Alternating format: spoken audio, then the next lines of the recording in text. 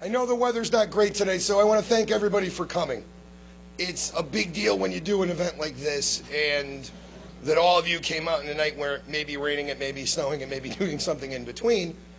That says a lot for this party. It says a lot for our candidates, so thank you very much.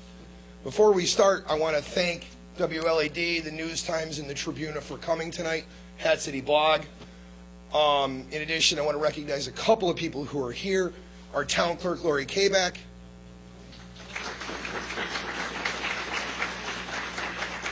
State Representative Joe Tabersack.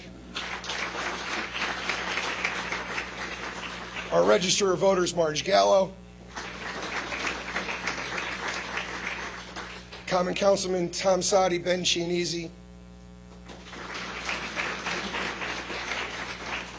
Former Mayor Gene Eriquez. My predecessor, Bernie Gallo, former town chairman. And last but, I found out the immigrant newspaper is also here. I'm sorry, I missed them. And last but not least, and I'll do this quickly, we have a guest star in the back of the room, Sarah Merriam, who was Chris Murphy's campaign manager last fall and is currently running Chris Dodd's campaign for president in the state of Connecticut. When you leave here tonight, anybody who tells you something can't be done or an election can't be won, stop and talk to Sarah about Chris Murphy's win last year, and you'll find out there's reason to believe, and we're going to believe starting tonight.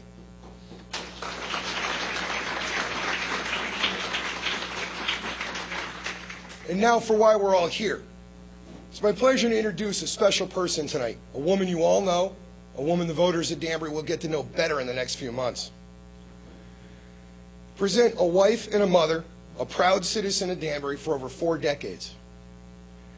A product of Danbury's public schools, a graduate of Danbury High School, a paralegal in Danbury who I actually used to work for, work with, and hopefully will be setting a trend. The last time I worked with Helena, when she was working as a paralegal at my old law firm, Helena ran for election and won. So hopefully we'll be starting a trend this year because she's actually back working for that same law firm now. Helena has served our community through years in many capacities. She's a leader and a member at the Portuguese Cultural Center, a board member of the Red Cross and Literacy Volunteers, Scout leader, PTO member. With her and her husband, David, they've been married over 24 years. They've been on the air on WFAR Community Radio, informing the community, bringing the news to the community in English and in Portuguese for most of that time. She's been honored by Danbury organizations. An award close to my heart, the Danbury Bar Association, of which I'm actually also currently the president, a few years ago gave Helena the American Dream Award, which is a special award given only to people who have naturalized American citizens for their achievements in our community and our city. Shows Helena's dedication to the people and the members and residents of the city of Danbury. Helena served as an elected member of the city council for over 6 years. She was a legislative leader 1 year, I believe. In addition, she was the Danbury City Clerk from 2001 to 2003. She's an independent small business owner in conjunction with her brother-in-law and her husband in a restaurant in Danbury. But what she's most proud of are Daniel and Matthew, her 2 sons. They can't be here tonight because they're both in school. Matthew's a student at Fordham University working on a joint bachelor's and master's degree in conjunction with Columbia University. And her son Daniel is a student at University of New Haven. I'm sorry, I got him backwards. At the University of New Haven, continuing in ROTC. Present somebody who possesses unique talents and a unique experience, who's going to provide a vision for the city of Danbury to return the democratic leadership we all got used to and were spoiled with in the 80s and in the 90s. My friends, Helena Abrantes, the next Democratic mayor of the city of Danbury.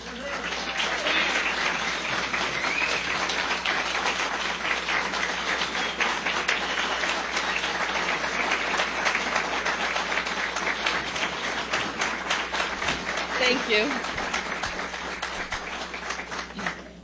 Thank you. Thank you all for joining me tonight. This begins our journey. And thank you, Mr. Chairman, for that generous comments. My friends, I submit to you that Danbury can do better, that Danbury can be better. Danbury and all her people deserve better, and we deserve new leadership. This is why I have asked you to join me this evening. For tonight we begin our quest to return vision, hope, respect, and results to the governance and of our beloved city. So, with you at my side, in this hallowed hall of veterans, I proudly and humbly announce my candidacy to be your next mayor. I pledge to work my hardest to earn your vote and the vote of every citizen of our community. And from this day forward, I will work to earn the support of the Democratic Party to serve as the Democratic nominee for this election and for the most important office at this very important time in Danbury's history. Today, Danbury needs to pursue a new course. We cannot let any more precious years of this century pass by before we set a new path and correct the wrongs that we have been headed in the direction that we've been headed. Danbury needs a new captain at the helm to steer our city to new horizons, our quality of life, and Danbury's future strength is at stake at this point. The Danbury difference, most of all that is good about our community, I submit to you, is the result of years, in fact decades, of strong, effective democratic leadership, particularly over the last half of the past century. This is the same leadership that I and my administration will embrace and employ in Danbury. My vision and plan of action for our city adheres to the principles that brought Danbury to see her best days. The priorities I place as paramount are public safety, financial security, education, respect for community, something that we've lost, respect for one another, and fortifying our overall quality of life. Smart growth must be employed here. Open space must be preserved. Our water, our air, and land must be protected. One cannot openly and cozily invite development, then point the finger of blame elsewhere when someone complains. Traffic and public safety are among the problems that result from unbridled and uncontrolled growth and serve as further evidence that today there is a lack of vision, a lack of plan, and a lack of concern for the impact on our future to ensure our city is kept at its safest place. For all people, I will add more police officers, which I will plan on doing in my first 2 years in office alone. I'm afraid we are losing our sense of balance, and with it, our sense of direction. The previous Democratic administration I was a part of, and many of you also were a part of, handed the current administration the strongest financial condition in the city's history. Yet, due to overbonding by this administration, the stable property tax base we worked so hard to achieve is jeopardized at this moment. My sons and I and my husband are products of our public school system. My education, plan for readiness and improvement now and for tomorrow, will be unveiled as the campaign progresses. This plan works with our schools to ensure every child has the opportunity to be prepared to succeed, as the Danbury schools prepared my children and myself and my husband for the successes we have enjoyed in our life. As your mayor, I will lead by adhering to the spirit and the intent of the charter of our city, our Constitution, and the ordinances that govern us. We will return to the government of laws, not of men, in the disposition of the important business of our city.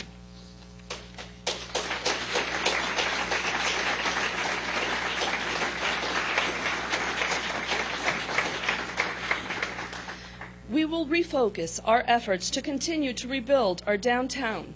Our city center has been abandoned. Hundreds and hundreds of housing units being overdeveloped are not the answer to sustaining downtown improvement and a thriving center for a community. and tax giveaways to the developers for housing development will end.